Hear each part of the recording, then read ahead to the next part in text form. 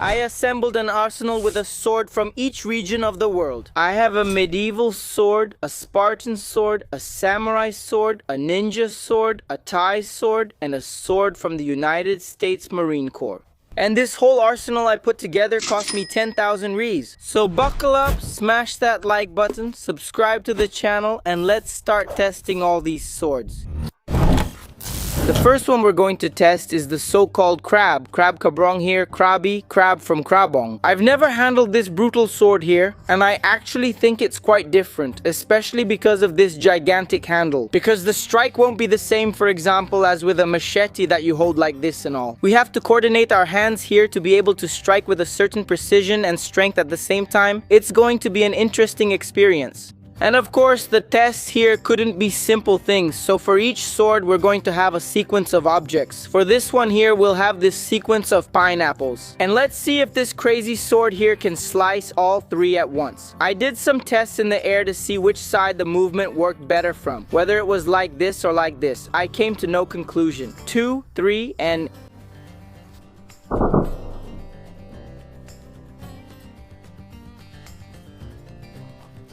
Wow, crowns, only the crown, dethroned the king. I went from one side, now the other, 2, 3, and...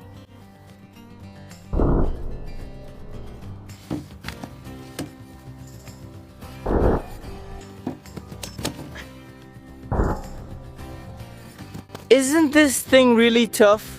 Now I understand why this is the main weapon of Thai martial arts, because it's just really cool to handle. All the strikes here on the pineapple made really smooth and very precise cuts. That means this thing is extremely sharp. This is just a piece, right? Because if you look here, the destruction was so much that pineapple got scattered all over the whole area here. But this weapon here, it's actually a bit strange to handle, mainly because of this giant handle. I found it easiest to grab the middle, like holding a machete with this part as the blade. That's how I'll hit the watermelon. Sometimes to figure it out, you really do have to go to Thailand, so learn a bit, right? I don't know why, but this sword here, it looks like a sword from some character. I can't remember any though. 2, 3, and...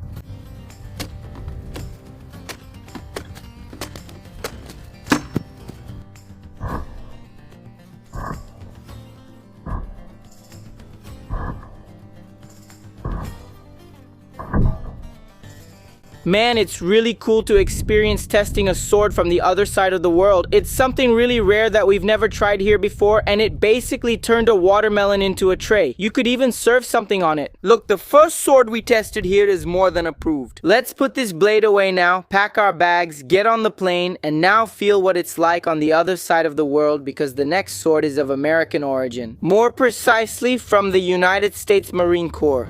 And the coolest thing about this weapon is this right here, look. We get to hold and handle a weapon like this. It's something really nostalgic for me because my whole life I like to play with swords like this, like those little toy swords. Especially swords in this shape inspired by a pirate sword. Oh damn. Damn. Well, I stepped on an anthill and got stung 50 times by fire ants. But anyway, unlike the other one, this one you hold with just one hand. It has a really long blade. So the strike is going to be a completely different movement from the first one, which will be interesting for us to figure out in practice. Surrender, pirate. You're not going to, are you? Alright then. Take that! Take that! Take that!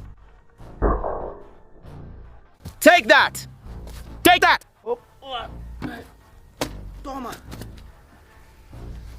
And that's how a United States Marine back in 17-something used to deal with pirates at the time. And it was really simple to do the moves too. The result is right here. It was really different from the first sword. This one cut much better, but we have to give credit because this one here is more of a ceremonial sword. But it's not over yet because I want to do more tests with this one. On this here, 4 pool noodles. Here they are. Let's give it a good whack here. Something happened here, but I'm not sure it worked out. It broke the pole. It broke off a piece, but didn't cut through. Well, it cut the pineapple pretty well, right? When it comes to cutting this pool thing, it's a great pineapple cutter. Right, exactly. But I really enjoyed testing it because of the story behind this sword here. So now let's take a flight from the United States to Europe, more specifically Rome.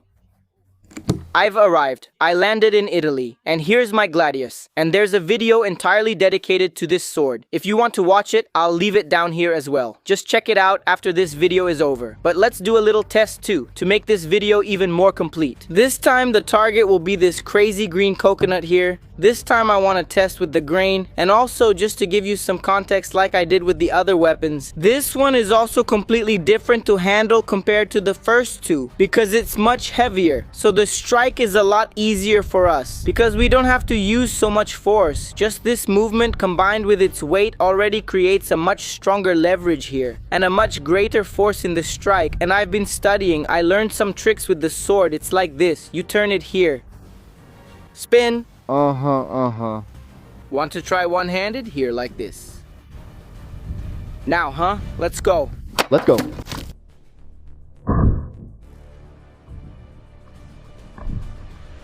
Man, I'll be honest, this thing is intense. I didn't even use any strength in my arm for the strike. It was just the weight of the sword. I just guided it and bam.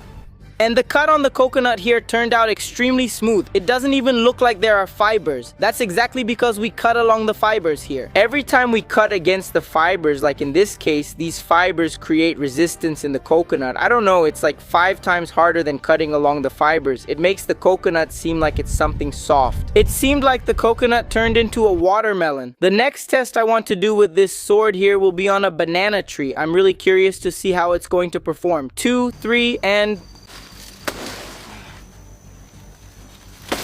Done. As you could see, the banana tree was huge, this big, and we couldn't cut it with just one strike. We needed 2. But on the second try, I felt much more confident cutting like this from top to bottom, maybe a lot more strength. Now we're going to catch a bus in Italy and take a tour through some countries, continuing in Europe, because we're going to test this work of art here, the medieval sword. This time we're going to test it on these 4 water bottles. Look at the size. This thing here must be almost a meter long in total. The handle also ends up being bigger because this is a two-handed sword. It's sharp here and here, and it has this crazy little tip here which is used to stab anything. It's a ritual, right? This is it, huh? Yeah. I hit it right on top here, but it didn't cut the bottles. It burst at the bottom. Let's give this sword another chance. I'll try not to hit so close to the tip.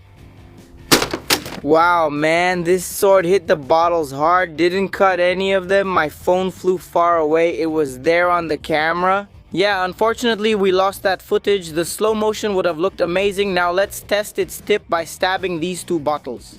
2, 3, and on the other hand, it was just like with the paper, nothing happened, man. I used a lot of force and nothing happened. It seems like I was just using it wrong. We're going to have to take those swordsmanship classes. For piercing, it was absolutely insane, but now we have more tests to do with this sword, and the next one is on the watermelon. Now is the moment of truth, huh? I've learned to handle the sword well. Look, we do it like this, spin, lock it here, focus. Wow.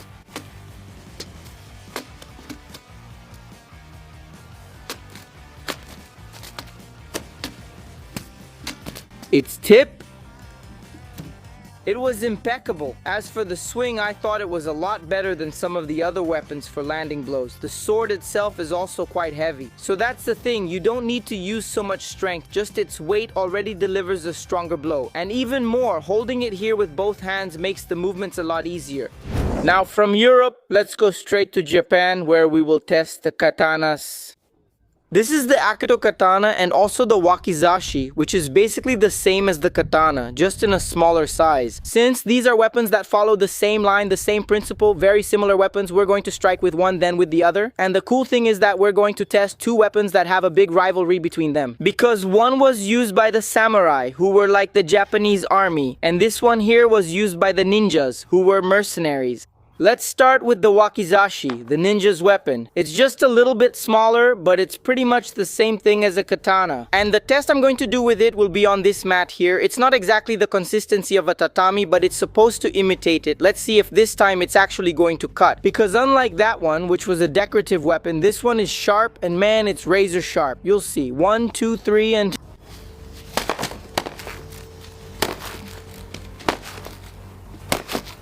Man, chaos has taken over here. There are pieces of spaghetti everywhere. But the important thing is that it worked. What an amazing, magnificent weapon. And its little strike man sliced through everything. Some a bit higher, others a bit lower, but it cut, and that's what matters. Look how cool. The first strike we made cut through all of them. And it made a straight line here with the strike. It's diagonal because I cut it diagonally, which shows that this Wakizashi is sharp. It's deadly. Now then, let's test the katana itself. Kito katana. And this time the test will be on these water bottles here. And let's put it to the test to see if now the katana will be able to cut. Was it the blade or not? I think the katana wasn't really used for stabbing. It was really meant for cutting. So I think its edge is supposed to be better, right?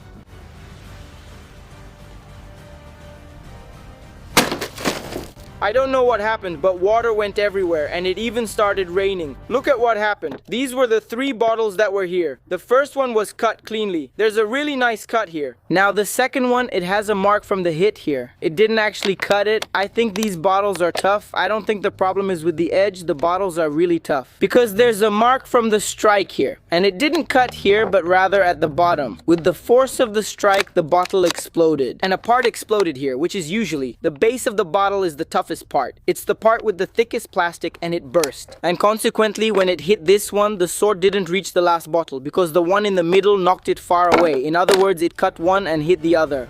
And so there wouldn't be any bottles left. Take that. Man, it looked like some cartoon characters, you know? When you cut it and suddenly the thing starts to fall apart. Like that. Yeah. It's because the hit was on one part, the bottom part stayed there, right? Exactly, it just stood still. That's it, guys. Thank you so much for watching. Don't forget to leave your like. You help me a lot. Subscribe to the channel. Click the red button. Subscribe. We're in this together. Thanks, and see you next time. See ya.